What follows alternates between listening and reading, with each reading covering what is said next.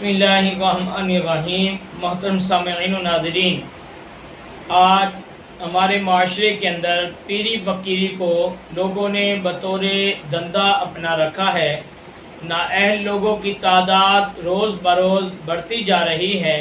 جسے کوئی کام دندہ نہیں ملتا وہ لمبے لمبے بال رکھ کر، گلے کے اندر تسبیح ڈال کر اور جعلی پیر بن کر عوام کو، سادہ لوگوں کو بے وقوف بناتا ہے۔ یہ انتہائی مذموم امر ہے۔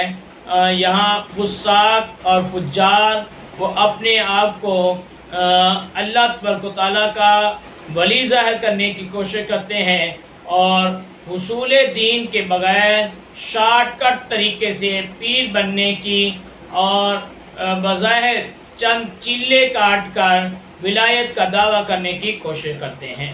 حضور غوث پاک رضی اللہ تعالیٰ عنہ آپ نے صدیوں پہلے اس چیز کے بارے میں وضاحت فرما دی تھی کہ پہلے جو ہے علم حاصل کیا جائے، تفقہ فی الدین حاصل کیا جائے، اس کے بعد خلوت نشینی اور یہ بزرگی اختیار کی جائے۔ حضرت عبداللہ جبائی رحمۃ اللہ علیہ آپ فرماتے ہیں کہ میں اپنے شیخ گرامی سے ابو نعیم ان کی کتاب حلیۃ الاولیاء کا درس لیا کرتا تھا۔ اس کی برکت سے دل نرم ہو گیا اور میں نے ارادہ کیا کہ مخلوق سے کنارہ کشی اختیار کر کے اللہ تبارک و تعالیٰ کی عبادت میں مصروف ہو جاؤں۔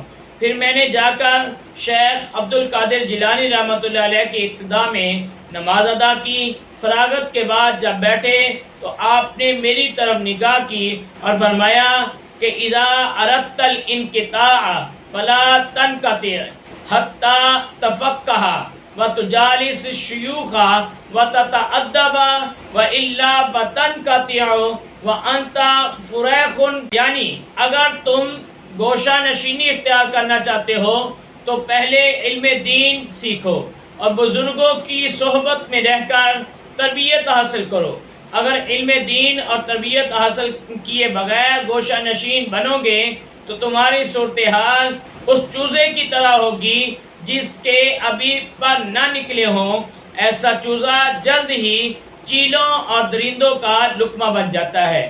یوں ہی اگر کوئی شخص بغیر علم حاصل کیے، بغیر تفقہ فی الدین حاصل کیے اگر وہ گوشہ نشینی اختیار کرے اور وہ صوفیت کا لباس پہن لے تو وہ جلد ہی شیطان کے جال کے اندر پھنس جاتا ہے۔